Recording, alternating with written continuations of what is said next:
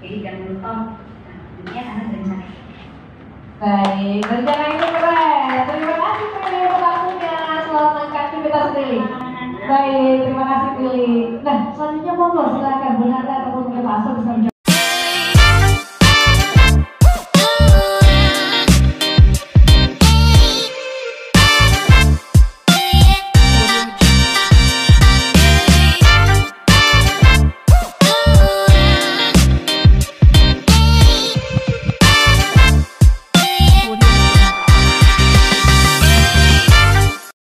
Apa milestone yang kita buat ini di 2024 dulu ya.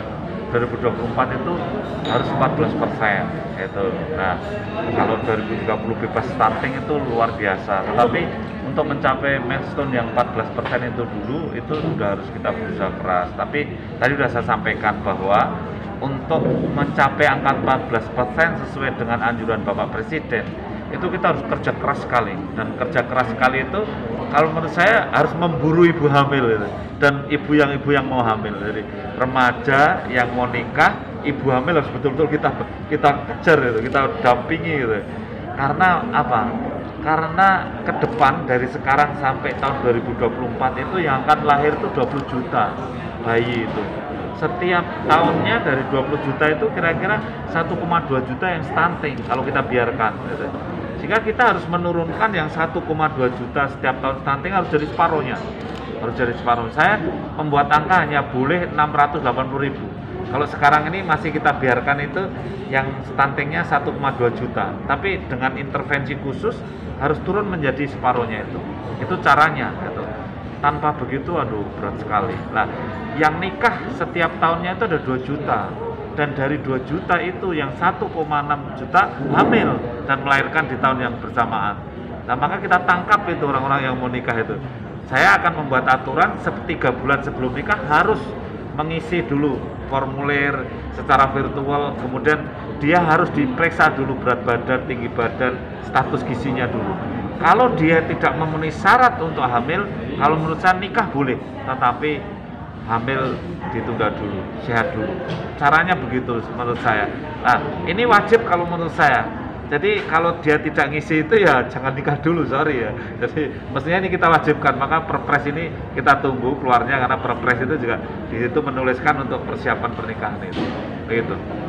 Apakah satu lagi ini di masa pandemi ini berdampak gimana? Iya, jadi di masa pandemi jumlah bayi yang meninggal itu kan meningkat, jumlah balita yang meninggal juga meningkat.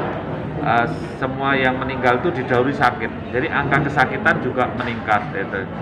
Saya memang punya keyakinan bahwa stunting juga ada peningkatan di masa pandemi, meskipun sekarang belum diteliti. Beberapa profesor, para ahli membuat angka proyeksi selama stunting selama pandemi ini, stuntingnya meningkat menjadi 32,5. Ini prediksinya para profesor, para ahli. Gitu. Mudah-mudahan prediksi itu tidak benar, mudah-mudahan ya, karena angka yang kemarin sudah 27,7% itu aja udah tinggi. Kalau ternyata prediksi para profesor itu lebih tinggi lagi, kan kita lebih berat lagi menurunkan ke 14%. Gitu. Stunting yang paling tinggi memang di daerah NTT, seperti NTT dan Papua, dan juga sebagian di Kalimantan Barat, tapi itu masih tinggi. Jadi kita harus kerja keras di wilayah-wilayah Indonesia Timur. Bang, berarti bisa dibilang itu ibaratnya yang daerah timur itu yang maaf ya, terbelakang, makanya dia stunting itu paling tinggi gitu daripada yang daerah pusat seperti kita. Iya, memang kenyataannya begitu. Dari stunting itu kantongnya di mana? Di daerah yang pendidikannya rendah, kemudian daerah yang agak termarginal atau geografisnya agak sulit, kemudian di daerah yang miskin, yaitu miskin, pendidikan rendah, geografinya sulit. Di tiga ciri itu kantong-kantongnya. Meskipun di kota juga masih ada, tapi angkanya tidak setinggi di daerah-daerah seperti itu. Untuk nge-pushnya itu biar makin tipis, itu makin menipis stunting itu di daerah-daerah terbelah itu, apa sih Pak dari pemerintah yang harus menjaga? Kalau menurut saya begini ya, jadi makanan yang kita berikan kepada mereka untuk sebagai pendamping ASI misalnya begitu, itu memang harus dikawal. Dan intervensi harus sampai mulut, baik mulutnya ibu hamil maupun mulutnya bayi gitu. Karena kalau nggak begitu, waduh, banyak intervensi tidak sampai di mulut ya. Jadi makanya harus kita kawal betul. Kuncinya di situ. Saya mengusulkan untuk bantuan pangan non tunai dan PMT ini langsung dikelola oleh PKK dan kader menggunakan produk lokal, tetapi dibimbing, menunya dibimbing.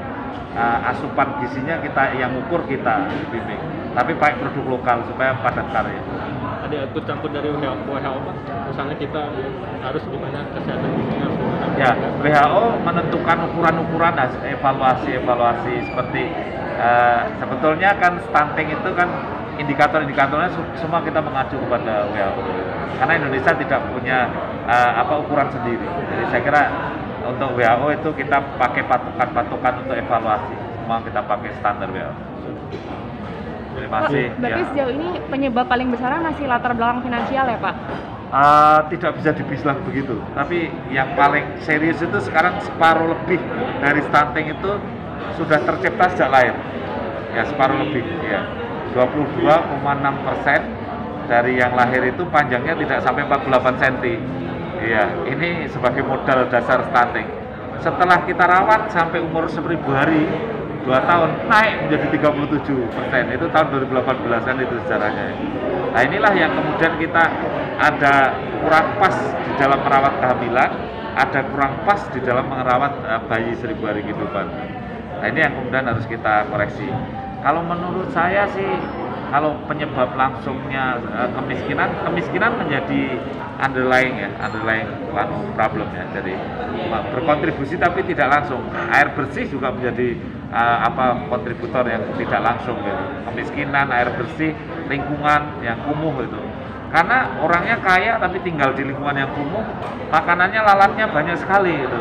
Sehingga akhirnya anaknya sering diare. Ya, kemudian TBC gitu. Nah, itu kayak gitu yang kemudian menjadi perhatian kita semua. Gitu. Ya. Oke, Ya. Pak. Ya, terima kasih sekali. Anak muda juga misalnya siap mencari atau siap untuk mengerti atau mencapai tahap selanjutnya dalam kehidupan kita. Jangan sampai kita melangkah dan bertanya diri kita kapan tidak, akhirnya hidup tidak terencana dan akhirnya malah menghadapi konsekuensi yang tidak diinginkan. Jadi jangan lupa dunia karena berencana. Baik, rencana ini keren. Terima kasih Prilly untuk waktunya. Selamat aktivitas Prilly. Baik, terima kasih Prilly. Nah, selanjutnya monggo silakan Bunda ataupun Pak Aso bisa menjawab.